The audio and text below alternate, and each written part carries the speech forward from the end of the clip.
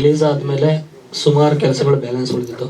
ಊರಿಗೆ ಹೋದೆ, ಸುಮಾರು ಕೆಲಸಗಳು ಮಾಡಿದೆ. ಸುಮಾರು ಅಂದರೆ ಸಿಕ್ಕಾಬಟ್ಟೆ ಕೆಲಸಗಳು. ನಾನು ಯಾಕೆಂದರೆ ಮನೇಲಿ ಸಿಕ್ಕಾಬಟ್ಟೆ ಜವಾಬ್ದಾರಿ ಇಲ್ಲ ಅಂದಿದ್ರೆ ನಾನು ಈ ಥರ ಏನೋ ಮಾಡ್ಕೊಂಡು ಸುಮ್ಮನೆ ಕೆರ್ಕೊಂಡು ಏನೋ ಗಾಯ ಮಾಡ್ಕೊತಾನೆ ಇದ್ದೆ. ಬಟ್ ಊರಿಗೆ ಹೋಗಿ ಸಿಕ್ಕಾಬಟ್ಟೆ ಕೆಲಸ ಮಾಡಿದ್ದೀನಿ. ನಾನು ರೈತ ಅಂತ ತೋರಿಸ್ಕೊಳ್ಳೋದಾಗಲಿ ಇದು ಮಾಡೋದಾಗಲಿ ಇಲ್ಲ. ಇವತ್ತು ಕೂಡ ನಾನು ಸಿನಿಮಾ ಸ್ಟಾರ್ಟ್ ಮಾಡಿದ್ಮೇಲೆ 2 ವರ್ಷ ನಾನು ಜಮೀನು ಕೆಲಸನೇ ಮಾಡಿಲ್ಲ. ಇವಾಗ ಹೋಗಿ ಊರಿಗೆ ಹೋಗಿ ತೋಟ ಎಲ್ಲ ಕ್ಲೀನ್ ಮಾಡಿ ಒಂದಿಷ್ಟು ಲೋನ್ಗಳು ಕ್ಲಿಯರ್ ಮಾಡಿ, ಏನೇನೋ ಸ್ವಲ್ಪ ಸೊಸೈಟಿ ಲೋನ್ಗಳಿತ್ತು ಅದು, ಆಧಾರ್ ಕಾರ್ಡ್ದವರು, ಏನೇನೋ ಸಿಕ್ಕಾಪಟ್ಟೆ ಕೆಲಸಗಳಿದ್ದಾವೆ, ಎಲ್ಲ ಮುಗಿಸಿ ಬಂದಿದ್ದೀನಿ. ಇಲ್ಲ ಸರ್, ಈಗ ಡೈರೆಕ್ಟರ್ ಸರ್ನ ಮೀಟ್ ಮಾಡಿದೆ. ಈಗ ಪ್ರೊಡ್ಯೂಸರ್ನ ಮೀಟ್ ಮಾಡಬೇಕು. ಸುಮಾರು ಎಲ್ಲರಿಗೂ ಹೊರಟಾಗಿದೆ.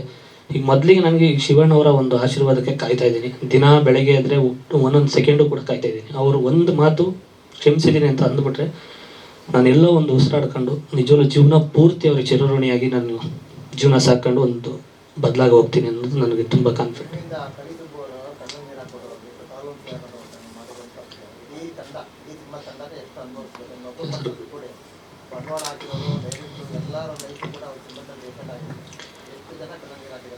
ಗೊತ್ತಾಯ್ತು ಸರ್, ನಾನು ಮಾಡಿದ್ರಿಂದ ಸುಮಾರು ಜನ ಸ್ಟ್ರಗಲ್ ಪಟ್ಟಿದ್ದಾರೆ. ಹೀರೋಯಿನ್ ಮೌನ ಗುಡ್ಡೆಮನೆಯವರು, ಸಂತೋಷ್ ಸರ್ ನಮ್ಮ ಪ್ರೊಡ್ಯೂಸರು, ಯೋಗರಾಜ್ ಭಟ್ರು ಸರ್, ನಮ್ಮ ರಾಮ್ ಸರ್, ಇಡೀ ಚಿತ್ರತಂಡ, ಕರಿಸುಬ್ಬು ಸರ್, ನಾಣಿ ಸರ್, ಎಲ್ಲರಿಗೂ ಕೂಡ ಇಲ್ಲಿಂದನೇ ಕ್ಷಮೆ ಕೇಳ್ತೀನಿ. ದಯಮಾಡಿ ನನ್ನ ಕ್ಷಮಿಸಿ. ನನ್ನಿಂದ ಎಲ್ಲರೂ ತಲೆ ತಗ್ಸಂಗಾಗಿದೆ. ಇಡೀ ಸ್ನೇಹಿತರು ನಮ್ಮ ಹಳ್ಳಿ ಕಡೆ ಸಿಕ್ಕಾಬಟ್ಟೆ ಬೇಜಾರಾಗಿದ್ದಾರೆ. ನಾನು ಮೊನ್ನೆ ಹೋದಾಗಲೂ ಸುಮಾರು ಜನ ಕೇಳ್ತಿದ್ರು, ಸಿನಿಮಾ ಟೈಮಲ್ಲಿ ಹಿಂಗೆ ಆಗ್ಬಿಡ್ತಲ್ಲ. ಸುಮಾರು ಜನ ಅಂದರು. ಕೆಲವರೆಲ್ಲ ನಮ್ಮೂರಲ್ಲೆಲ್ಲ ಸುಮಾರು ಜನ ಕೇಳ್ತಿದ್ರಂತೆ, ನಿಮ್ಮೂರು ಹುಡುಗನಂತೆ ಹಿಂಗೆಲ್ಲ ಅಂತ ಸುಮಾರು ಜನ ತಲೆ ತಗ್ಸಿದ್ರೆ ನನ್ನಿಂದ. ಈಗ ಏನು ಆಶೀರ್ವಾದ ಇವ್ರದ್ದೆಲ್ಲ ಸಿಕ್ಕಿದ್ರೆ ಖಂಡಿತ ಇದೆಲ್ಲ ಸರಿ ಹೋಗುತ್ತೆ ಅಂತ ನಂಬಿದ್ದೀನಿ. ಭಗವಂತ ಏನು ಮಾಡ್ತಾನೆ ನೋಡ್ಬೇಕು ಸರ್.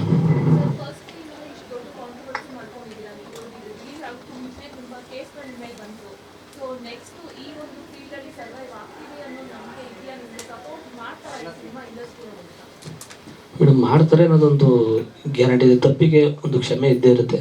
ಆದರೆ ಇದು ದೊಡ್ಡ ತಪ್ಪೆ. ನಾನು ಚಿಕ್ಕ ತಪ್ಪು ದೊಡ್ಡ ತಪ್ಪು ಅಂತ ನಾನು ಹೇಳ್ತಾರೆ. ದೊಡ್ಡ ತಪ್ಪು ಮಾಡಿದ್ದೀನಿ, ಅದಕ್ಕೆ ಕ್ಷಮಿಸ್ತಾರೆ ಅನ್ನೋ ಗ್ಯಾರಂಟಿಲೇ ದಿನ ಒಂದೊಂದು ಸೆಕೆಂಡು ಕೂಡ ಕಾಯ್ತಾ ಇದ್ದೀನಿ. ಈಗ ಶಿವಣ್ಣವರು ಒಂದೇ ಒಂದು ಕ್ಷಮಿಸಿದ್ದೀನಿ ಅಂತ ಅಂದರೆ ಖಂಡಿತ ಒಂದು ರಿಲೀಸ್ ಆದರೆ ಸಿನಿಮಾ ಒಂದು ಒಳ್ಳೇದಾಗೇ ಆಗುತ್ತೆ. ಯಾಕೆಂದರೆ 3 ವಾರ ಹೋಗಿರೋಂಥ ಸಿನಿಮಾ ಮತ್ತೆಲ್ಲೋ ಒಂದು ಕಡೆ, ಯಾಕೆಂದರೆ ಸಿನಿಮಾ ಚೆನ್ನಾಗಿದೆ ನೀನು ಹಿಂಗೆ ಮಾಡ್ಕೊಂಬಿಟ್ಟಿಲ್ಲ ಅಂತಲೇ ಎಲ್ಲ ಕಡೆ ಹೇಳಿರೋದು. ಸಿನಿಮಾ ಚೆನ್ನಾಗಿಲ್ವಂತೆ ಅಂತ ಇಲ್ಲಿ ಹೇಳಿಲ್ಲ. ಮತ್ತೆ ರಿಲೀಸ್ ಆದರೆ ಖಂಡಿತ ಆ ಕ್ರೆಡಿಟು ನನ್ನ ಜೀವನದ ಭವಿಷ್ಯ ಏನಾರ ಬದಲಾದರೆ ಈ 3 ಜನಕ್ಕೆ ಹೋಗುತ್ತೆ ಮೇಡಮ್ ಕ್ರೆಡಿಟ್. ಇಲ್ಲಿಂದ ನಾನು ನಾಳೆಯಿಂದ ಶಿವಣ್ಣವರ ಬರ್ತ್ಡೇ ಇಲ್ಲಿಂದನೇ ವಿಶ್ ಮಾಡ್ತೀನಿ. ಅಣ್ಣ, ನಿಮಗೆ ಹುಟ್ಟುಹಬ್ಬದ ಶುಭಾಶಯಗಳು. ಈ ಬಡ ಕಲಾವಿದ ದಯಮಾಡಿ ತಪ್ಪು ಮಾಡಿದ್ದೀನಿ.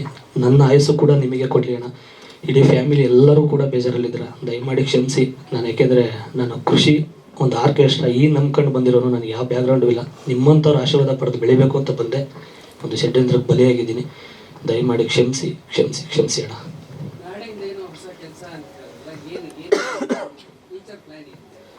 ಫ್ಯೂಚರ್ ಈಗ ಏನು ಸಿನಿಮಾ ಗೊತ್ತಿಲ್ಲ. ಶಿವಣ್ಣವ್ರು ಏನಾದ್ರು ಕ್ಷಮಿಸಿದರೆ ಇನ್ನೊಬ್ರು ಸಿನಿಮಾ ಮಾಡಬೇಕು ಅಂತ ಇದ್ದಾರೆ. ಅದೊಂದು ಸ್ಕ್ರಿಪ್ಟ್ ವರ್ಕ್ ಸ್ಟಾರ್ಟ್ ಮಾಡಬೇಕು ಅಂತ ಇದ್ದಾರೆ. ಅದೊಂದು ಇನ್ನು ಅದಾದಮೇಲೆ ಒಂದು ಕೃಷಿಯಲ್ಲಿ ನಾನು ಸುಮಾರು 2 ವರ್ಷದ ಮುಂಚೆ ನಾನು ಏನೇನೋ ಸ್ವಲ್ಪ ಬೇರೆ ಪ್ಲ್ಯಾನ್ ಮಾಡಿ ಇಟ್ಟಿದ್ದೆ.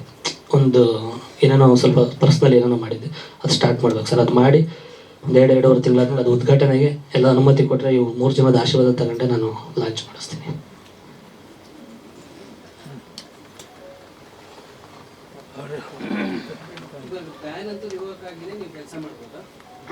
ಹ್ಞೂ ಸರ್, ಕೆಲಸ ಅಂದರೆ ಉಮೇಶ್ ಅಣ್ಣವರು ಮನೇಲೆ ಹೇಳಿದರು, ಮತ್ತೆ ತಪ್ಪು ಮಾಡಿದರೆ ಪಕ್ಕಾ ಬ್ಯಾನು, ಇನ್ಮೇಲೆ ಹುಷಾರಾಗಿ ಹೆಜ್ಜೆ ಇಡು, ಕೆಲಸ ಮಾಡ್ಕೊಂಡು ಹೋಗು ಅಂತ ಹೇಳಿದ್ದಾರೆ. ನಾನು ಈ ಮೂಲಕ ಉಮೇಶ್ ಅಣ್ಣವ್ರಿಗೆ ಥ್ಯಾಂಕ್ಸ್ ಹೇಳಲೇಬೇಕು. ಮತ್ತು ನಮ್ಮ NR ರಮೇಶ್ ಅಣ್ಣವ್ರಿಗೆ ಎಲ್ರಿಗೂ ಕೂಡ ಥ್ಯಾಂಕ್ ಯು ಸೊ ಮಚ್. ಒಂದು ತಪ್ಪಾಗಿದೆ. ಇನ್ನೊಂದು ಕಡೆ ಒಂದು ಕಟೌಟ್ ನೋಡಿದ್ವಲ್ಲ, ಅದು ಈ ದೊಡ್ಡ ತಪ್ಪು ಇಲ್ಲ ಅಂತ ನಾನು ಹೇಳ್ತಿಲ್ಲ. ಇಷ್ಟೊಂದು ಆ ಒಂದು ಕಟೌಟ್ ನೋಡದೆ ಒಳಗಡೆ ಹೋಗಿ ಬರೋಷ್ಟೊಳಗೆ ಕಟೌಟ್ ಕಿತ್ತಾಕ್ತಾರೆ. ನಾನು ಸಿನಿಮಾನೂ ನೋಡಿಲ್ಲ ಸರ್.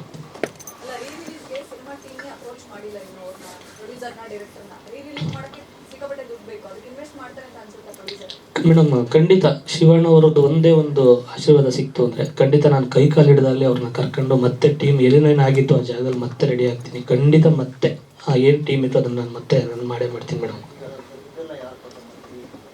ರಿಲೀಸ್ ನಾನು ಸಂತೋಷ್ ಸರ್ ಹತ್ರನೇ ಮಾತಾಡಬೇಕು ನಮ್ಮ ಹತ್ರ. ಅಂದರೆ ಅವ್ರಿಗೆ ಬೇಜಾರಾಗಿರೋದು ಇವರು 3 ಜನ ಖಂಡಿತ. ನಾನು ಯಾಕಂದರೆ ಅವ್ರನ್ನ ಯಾಕೆ ಮೀಟ್ ಮಾಡಿಲ್ಲ ಅಂದರೆ, ಫಸ್ಟ್ ಇಲ್ಲಿ ಇವ್ರ ಆಶೀರ್ವಾದ ಸಿಗದೆ ನಾನು ಅಲ್ಲೋಗಿ ಮೀಟ್ ಮಾಡೋಕ್ಕಾಗಲ್ಲ. ಇವ್ರ ಆಶೀರ್ವಾದ ಸಿಕ್ತು ಅಂದರೆ ಬರೀ ಇಷ್ಟು ಜನ ಫ್ಯಾನ್ಸ್ ನೋಡಿದರೆ ಸಿನಿಮಾ ಚೆನ್ನಾಗಿ ಆಗ್ಬಿಡುತ್ತೆ. ನನಗೇನು ಈಗ ಎಲ್ಲರ ಫ್ಯಾನ್ಸು ನೋಡ್ತಾರೆ, ಬಟ್ ನನ್ನ ಫ್ಯಾನ್ಸ್ ಅನ್ನೋ ಯಾರೂ ಇಲ್ಲ, ಎಲ್ಲರೂ ಸ್ನೇಹಿತರು, ಫ್ರೆಂಡ್ಸ್ ಇರೋದು. ಬಟ್ ಎಲ್ಲ ಚಿತ್ರರಂಗದಲ್ಲಿ ಏನೇ ಹೀರೋಗಳಿದ್ದಾರೆ ಎಲ್ಲರಲ್ಲೂ 5% ಫ್ಯಾನ್ಸ್ ಸಿನಿಮಾ ನೋಡಿದ್ರು ಕೂಡ ನನ್ನ ಸಿನಿಮಾ ಚೆನ್ನಾಗಾಗುತ್ತೆ ಅನ್ನೋದು ಇವತ್ತು ಗ್ಯಾರಂಟಿ ಇದೆ. ಯಾಕೆಂದರೆ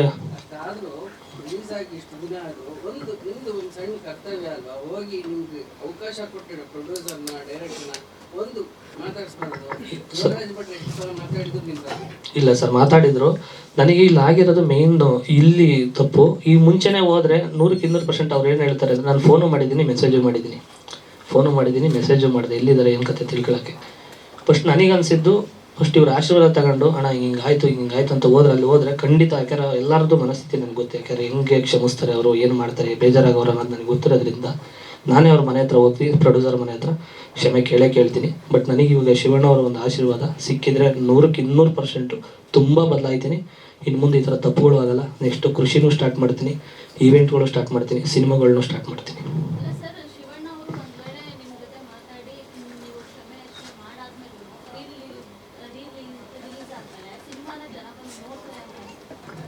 ನೋಡ್ತಾರೆ ಮೇಡಮ್, ಖಂಡಿತ. ಯಾಕೆಂದರೆ ಜನಕ್ಕೆ ಇದೇ ಬೇಜಾರಾಗಿ, ಎಲ್ಲರಿಗೂ ಬೇಜಾರಾಗಿರೋದು ಅಷ್ಟೇ. ಇವ್ರು 3 ಜನ ಕ್ಷಮಿಸಿದ್ರೆ ಗ್ಯಾರಂಟಿ ಈ ಸಿನಿಮಾ ರೀರಿಲೀಸ್ ಆದ್ರೆ ನೋಡ್ತಾರೆ ಅನ್ನೋದು ಗ್ಯಾರಂಟಿ ಇದೆ ಮೇಡಮ್, ಪಕ್ಕ ನೋಡ್ತಾರೆ ಮೇಡಮ್. ಇದು ರೀರಿಲೀಸ್ ಆದಮೇಲೆ ಇನ್ನೊಂದು ಪ್ರಾಜೆಕ್ಟ್ ಏನಿದೆ ಅದನ್ನು ನಾನು ಮಾತಾಡಬೇಕು. ಫಸ್ಟ್ ಇದು ಸಿನಿಮಾ, ಯಾಕಂದ್ರೆ ನನ್ನ ಕನಸು ಈ ಸಿನಿಮಾ ಸ್ಟಾರ್ಟ್ ಆಗ್ಬೇಕಾದ್ರೆ ಸುಮಾರು ಅಡೆತಡೆಗಳು ಬಂದವೆ. ನಿಮಗೆ ಸಿನಿಮಾ 3 ವರ್ಷದ ಮುಂಚೆ ಸ್ಟಾರ್ಟ್ ಆಗಿದ್ದು ಸರ್. ಇದು 3 ವರ್ಷದ ಮುಂಚೆ ಸ್ಟಾರ್ಟ್ ಆಗಿ ಒಬ್ಬರು ಡೈರೆಕ್ಟ್ರು ಬಂದು ಇವನಿಗೆ ಈ ಹೊಸ ಹೀರೋಗೆ ನಾನು ಡೈರೆಕ್ಟ್ ಮಾಡ್ಬೇಕಂತ 1.5 ತಿಂಗಳು ಟೈಮ್ ವೇಸ್ಟ್ ಮಾಡಿ, ಅವ್ರು ಒಂದ್ಸತಿ ಹೋಗಿ ಇನ್ನಿಬ್ಬರು ಬಂದು ಅವರು 6 ತಿಂಗಳು ಸ್ಕ್ರಿಪ್ಟ್ ವರ್ಕ್ ಮಾಡ್ತಾಯಿದ್ದೀನಿ, ಇಲ್ಲಿ ಮಾಡಲ್ಲ, ಮೈಸೂರಿಗೆ ಹೋಗಿ ಮಾಡ್ಬೇಕು, ಅಲ್ಲೋಗಿ ಮಾಡಬೇಕು ಅಂತ ಸುಮಾರು ಅವರು ಒಂದು 6-7 ತಿಂಗಳು ಟೈಮ್ ವೇಸ್ಟ್ ಮಾಡಿ ಅವ್ರು ಚೇಂಜ್ ಆಗಿ ಆಮೇಲೆ ರಾಮನಾರಾಯಣ್ ಸರ್ ಬಂದು ಸಿನಿಮಾ ಸ್ಟಾರ್ಟ್ ಆಗಿ ರಿಲೀಸ್ ಆಗಿದ್ದು.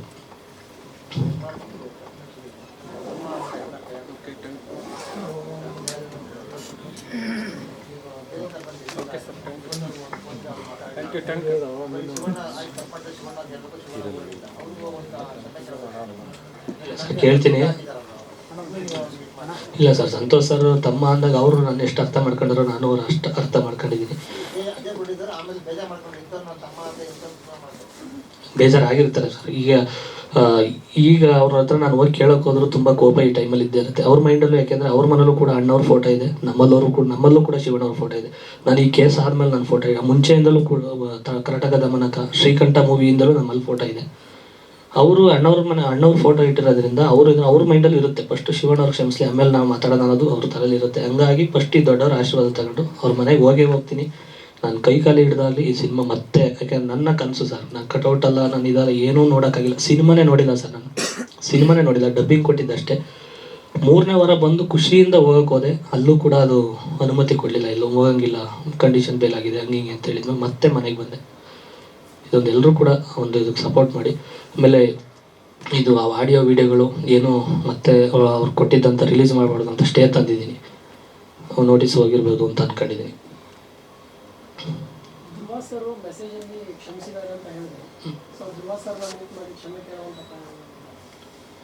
ಇಲ್ಲ, ಮೀಟ್ ಮಾಡ್ತೀನಿ ಮತ್ತೆ. ಅವ್ರು ಕೇಳಿಲ್ಲ ನೆನ್ನೆಲೆ ಇದರಲ್ಲಿ ಟೀಸರಲ್ಲಿ ಇದ್ದಿದ್ರಲ್ಲ, ಹಂಗಾಗಿ ನಾನು ಮೀಟ್ ಮುಂದಿನ ದಿನಗಳಲ್ಲಂತೂ ಮೀಟ್ ಮಾಡ್ತೀನಿ. ಅವ್ರು ಏನಂತಂದರೆ ಮೇನ್ ಅವ್ರು ಹೇಳ್ತಾರದು ಒಂದೇ, ನನ್ನದು ಬಿಟ್ಟಾಕು, ಶಿವಣ್ಣವರು ದರ್ಶನ್ ಸರ್ ಸೀನಿಯರು, ಅವ್ರನ್ನ ಮೀಟ್ ಮಾಡು ಅಣ್ಣ, ರಿಲೀಸ್ ಮಾಡಬೇಕು ಅಂತ ಅಂದ್ಕೊಂಡಿದ್ದೆ ಅಣ್ಣ, ನೀವೆಲ್ಲ ಆಶೀರ್ವಾದ ಮಾಡಿದ್ರಿ ಅಂದೆ. ಅವ್ರು ಒಂದೇ ಮಾತು ಹೇಳಿದ್ದು, ಆ ಟೈಮಲ್ಲಿ ಬಾ, ಏನು ಬೇಕು ನಾನು ಸಪೋರ್ಟ್ ಮಾಡ್ತೀನಿ, ಫಸ್ಟ್ ಆ ಸೀನಿಯರ್ನ ಮೀಟ್ ಮಾಡು, ಅವ್ರ ಆಶೀರ್ವಾದ ಅಂತ ಹೇಳಿದರು. ಖಂಡಿತ ಅದಕ್ಕೆ ಮೀಟ್ ಮಾಡ್ತಾಯಿದ್ದೀನಿ. ಸುಮಾರು ಅವ್ರನ್ನ ಫಾಲೋ ಮಾಡ್ತಾನೆ ಇದ್ದೀನಿ, ಆಗ್ತಿಲ್ಲ.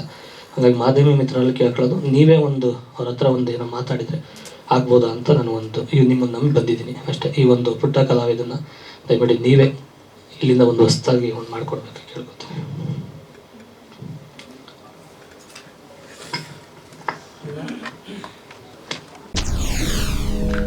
SS TV ಸಿನಿಮಾ ಜಗತ್ತಿನ ಕ್ಷಣ ಕ್ಷಣದ ಸುದ್ದಿಯೊಂದಿಗೆ.